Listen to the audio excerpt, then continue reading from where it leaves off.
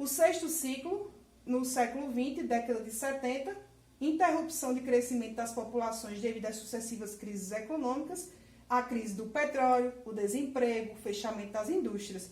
Nos anos 70, ele foi um ano de transformações. Se a gente estudar muito bem os anos 70, ele teve o quê? Transformações sucessivas. Muitas nações estavam principalmente sobre a questão de regimes militares. Então, foi um momento de um ciclo muito complicado, a questão dos anos 70, e também por conta da Guerra Fria. Lembre-se sempre da Guerra Fria, que só termina no final dos anos 80.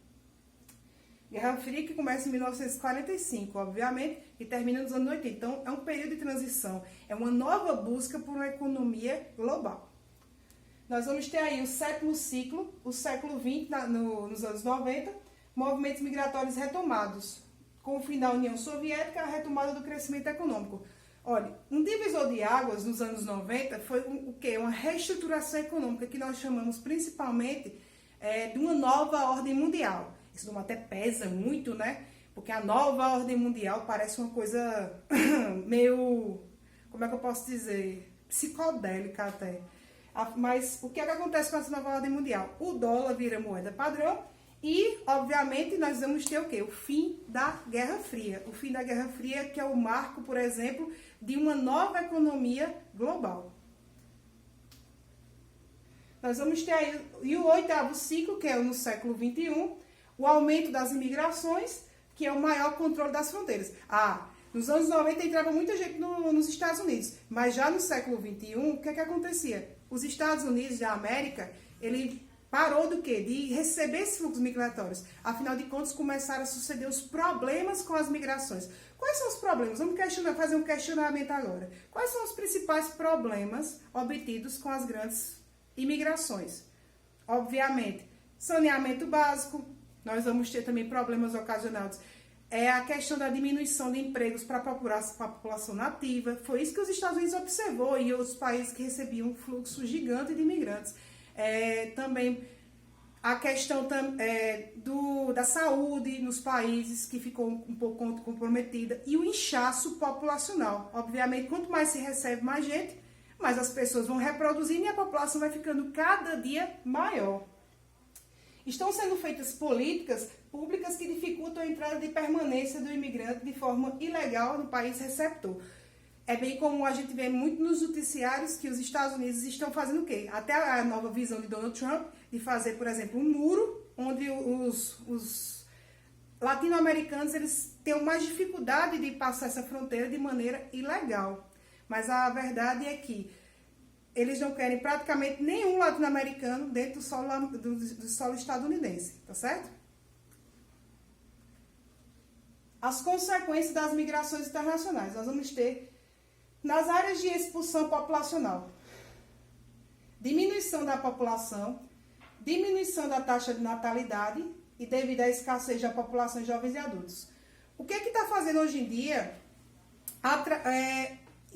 alguns países adotarem políticas de imigração, de imigrantes? É comum na Europa, nós temos o envelhecimento da população. Tanto que a gente está vendo agora com essa questão do coronavírus, a grande preocupação, principalmente dos europeus, sejam eles alemães, os italianos, os franceses, com a população idosa. Até porque a maior parte da população é idosa. E o que é que faz com que tenha essa questão da imigração? Porque a população é idosa. Porque um dos grandes problemas do aumento da população idosa é a população economicamente ativa, que está em idade trabalhista. À medida que a população envelhece, existe a previdência social. A previdência social, que é a questão da aposentadoria. Então, o governo que tem que arcar com a aposentadoria. Afinal de contas, as pessoas trabalharam a vida inteira para se aposentar. No entanto, à medida que a população vai envelhecendo, que é o caso dos europeus, porque a qualidade de vida é indiscutivelmente boa, quanto maior a longevidade populacional, mais a expectativa de vida ela vai ser alta. Então, o número de idosos ele é exorbitante na Europa. Daí as políticas de inversão, chamar os imigrantes para trabalhar e fazer parte da população economicamente ativa.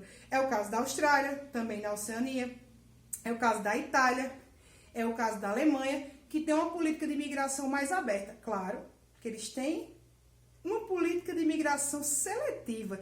Não é todo mundo que vai entrar para trabalhar, não. Por exemplo, no Canadá, tem-se um parâmetro para o imigrante. No Canadá, por exemplo, o governo canadense, ele quer um padrão, por exemplo, uma família tradicional, mulher, filho, uma criança, acima de 32 anos, com especializações. E vocês sabem que no latino-americano nem sempre tem essa chance da especialização. Então, consequentemente, aí a problemática, né? A necessidade, além da questão do... Enfim, a necessidade além da questão do físico, certo? Diminuição da população economicamente ativa, como eu falei para vocês, e entrada de divisas de moedas estrangeiras. Aí nas áreas de atração populacional, há um aumento da população devido à entrada de imigrantes, aumento da taxa de natalidade, consequências do elevado número de jovens e adultos. Rejuvenescimento da população, aumento da população ativa, possível aparecimento de bairros degradados, ou seja, o surgimento de favelas, dificuldades de aceitação de novas culturas, línguas e costumes e xenofobia. Nesses locais de atração populacional é comum vocês terem um movimento de xenofobia, que é a repulsão total de imigrantes. Nós temos, por exemplo, tanto nos Estados Unidos como na Europa, assisti um filme muito interessante, eu acho que já indiquei para vocês, Ele Está de Volta, que é aquele que se passa com Hitler, que eu acho que já falei em sala de aula com vocês, que vai passar que a xenofobia, ela é algo que está bem encruado na população. Afinal de contas, quanto mais se recebe imigrantes, mais a população ela se sente um pouquinho mais acanhada com diz respeito ao saneamento básico, inchaço populacional. Então, os movimentos de xenofobia, eles são frequentes. E até internamente, viu?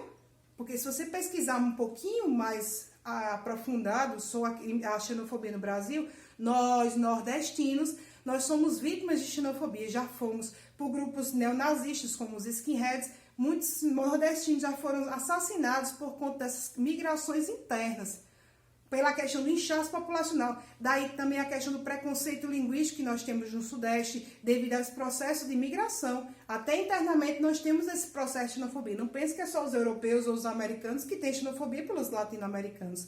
Internamente nós podemos ter o processo de xenofobia, sim. Tá certo?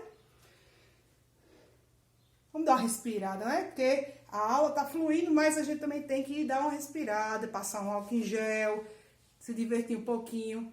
Apesar que eu tô filmando aqui pra câmera, né? Mas estamos juntos. Sinta-se que eu tô aí por vocês, tá certo? Eu tô tentando ser o mais positiva possível, porque eu tô olhando pra uma câmera, mas eu tô sentindo vocês aqui. E eu tô com saudade, viu? E é bem verdade isso aí. Que nós vamos ter algumas imagens. Demorou muito não para descansar, né? Mas vamos lá. Nós vamos ter aí, os portugueses, no século XVI até o século XX, com toda essa questão da migração, os escravos africanos e aqui, no caso, o fluxo de imigração dos africanos no Brasil. Nós sabemos que não só no Brasil nós temos a língua portuguesa. Afinal de contas, os primeiros países a ter uma questão da migração, da colonização europeia, da colonização portuguesa, desculpa, foram, por exemplo, o Congo, o Cabo Verde, Moçambique, Angola, países que são o quê? Lusófonos, né? O que seria lusófono? Países que têm o quê? A língua portuguesa como língua raiz, né? A língua que... Raiz não, né? Porque a língua raiz são os dialetos. Mas os portugueses, a primeira coisa que eles impuseram foram as questões linguísticas. É por isso que nós falamos português. Inclusive, até os nossos nativos, os índios, eles falam, grande parte das tribos, o português, porque foi imposta pelo colonizador português. Eles impuseram à população indígena e a nativa falar a linguagem portuguesa. Então, os principais deslocamentos africanos para o Brasil, que principalmente foi através de Salvador, foram de Angola, Moçambique, Congo, Cabo Verde, que foram as populações também colonizadas pelos, pelos portugueses, beleza? Vamos lá começar um processinho da imigração no Brasil. No norte, principalmente a imigração dos portugueses, a partir do século XX, chegaram os japoneses, que começaram as plantações de chá e juta, e também sírio-libaneses, que chegaram à região para trabalhar no comércio. Aqui tem uma imagem bem interessante, que é um quadro de Tarsila do Amaral, que é dos operários, né?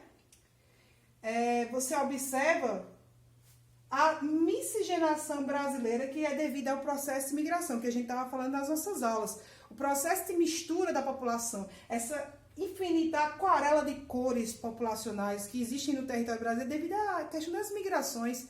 Nós somos um país origem das imigrações. Nosso povo, nossas raízes, nosso jeito de falar, nosso tudo. Nós temos o quê? Em relação às migrações. Tarsila do Amaral, por exemplo, representou isso no quadro Operários. Essa diversidade de populações, sejam eles asiáticos, africanos,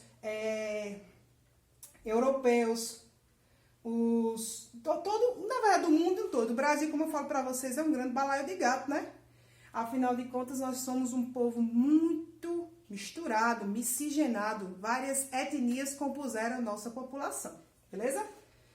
No Nordeste, os imigrantes portugueses e africanos, em alguns momentos franceses e holandeses. Como é o caso de Recife, como a gente estava falando aí com um colega do segundo ano, que é o recifense, que os franceses e os holandeses, eles tiveram sua contribuição também no Nordeste, principalmente com as tropas de Maurício de Nassau, aqui, principalmente em Recife, Olinda. Nós temos uma colonização holandesa efetiva aqui no Nordeste.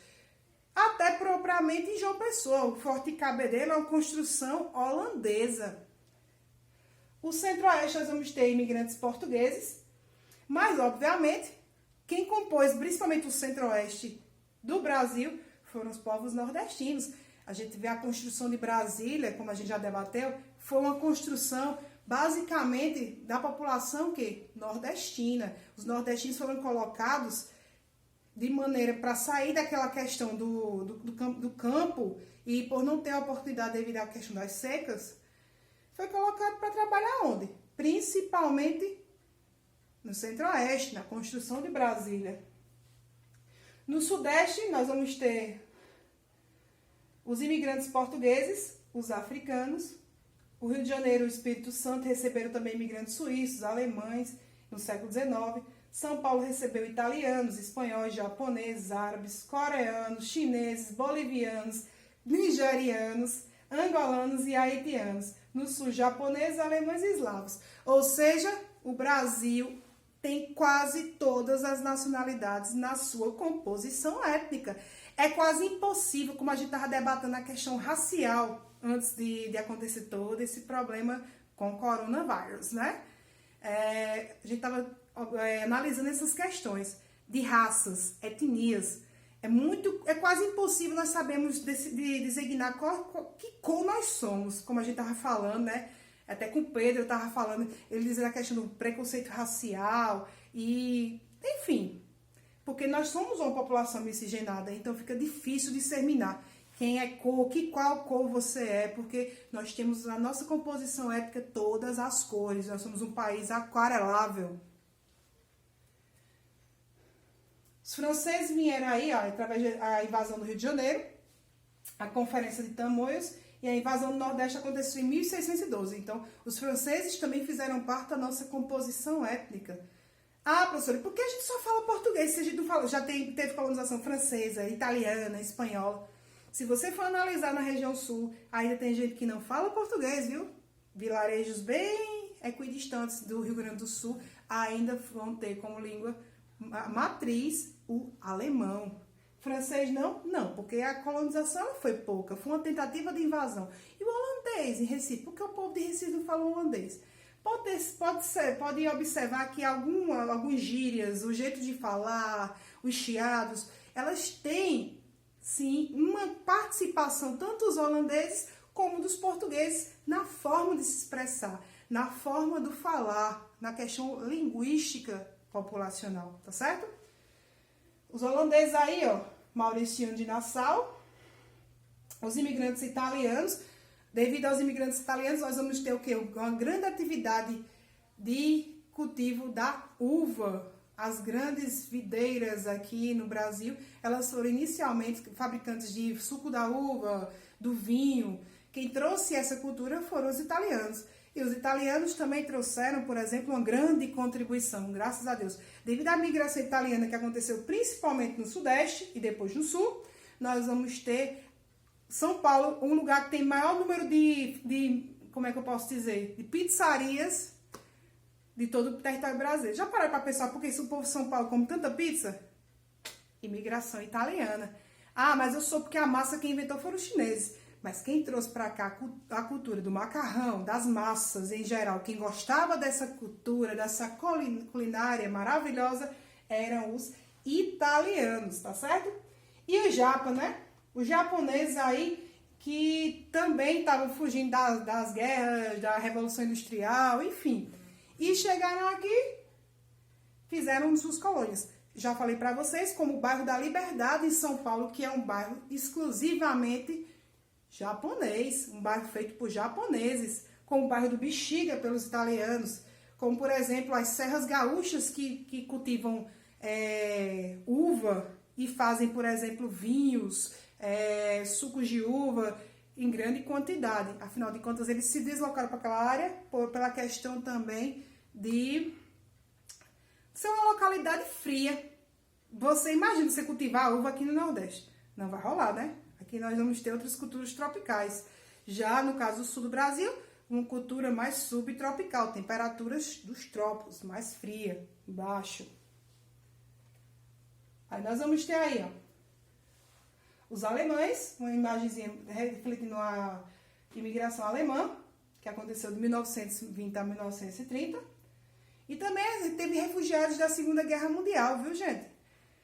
Quem quiser também uma história interessante, uma dica de filme aí, uma história interessante, é a questão de história da Olga Benário Prestes, que é uma imigrante alemã, que se casou, no caso, com Júlio Prestes, e vocês vão ter uma história bem legal. Assiste o filme Olga, beleza? Indicaçãozinha de filme. Os bolivianos, que hoje em dia, desde 2004, devido a crises econômicas na Bolívia, nós vamos ter essa imigração boliviana, certo? Os haitianos, porque, coitado dos haitianos também, né? Depois de uma guerra civil, aconteceu o terremoto até em 2004. Então, os haitianos, eles não ficaram com outra alternativa a não ser, por exemplo, se refugiar em localidades aqui da América Latina, de uma maneira geral, que o Haiti fica na América Central. Não esqueçam que o Haiti fica na América Central, viu? Porque alguns alunos sempre dizem assim, não, professora, Haiti é na África. Não, Haiti fica na América Central, viu? Então, eles se refugiaram também no Brasil. O Brasil que teve, no caso, uma ajuda importante no Haiti no ano de 2004, e até hoje tem tropas do exército que ajudam o Haiti a se reconstruir. E desde 2004 até os dias atuais, o Haiti enfrenta graves crises econômicas e sociais, beleza? Vamos lá. As migrações do Brasil aconteceram, ó, 50% dos 10 milhões de pessoas que se mudaram das cidades foram para onde? Rio de Janeiro e São Paulo. Eu já perguntei isso para vocês levantarem o braço sempre, e eu até perguntaria de novo para vocês mandarem vocês levantar o braço. Quantos de vocês, por exemplo, não tem um parente ou um conhecido que mora no Rio e São Paulo, ou que se mudou há muito tempo para o Rio e São Paulo? É muito comum das famílias do Nordeste sempre ter um parente que se mudou para o São Paulo e Rio de Janeiro, para quê? Em busca de uma vida melhor. E os fluxos migratórios nordestinos principalmente aconteceram para o Rio e São Paulo, como vocês podem observar aqui no mapa. Nos anos 90, mais de 5 milhões de brasileiros trocaram de cidade, mas apenas 6% foram para grandes capitais. Ou seja, nos anos 90, esse layout de migrações ele foi um pouquinho diferente. Eles começaram de maneira mais interna e também aconteceram as migrações externas.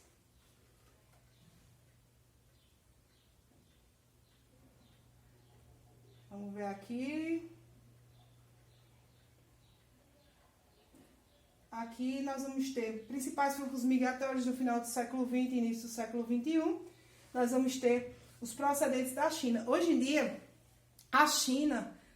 vamos falar um pouquinho das migrações atuais no território brasileiro. A China, ela está sendo país onde você vai observar em grande parte o território brasileiro. Afinal de contas, devido à questão da política do filho único, devido à questão também da concorrência aberta depois dos anos 90, da abertura econômica, embora só tenha um partido, que é o Partido Comunista, a China está se deslocando muito, os chineses estão se deslocando para o mundo inteiro.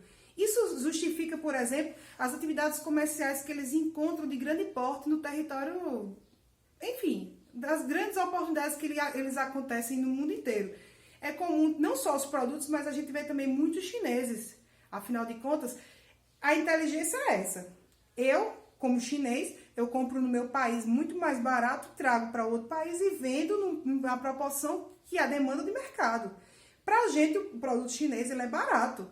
Depende do produto que a gente queira comprar. Por exemplo, eu estou filmando essa aula de vocês. Não é meu não, celular, eu pedi emprestado.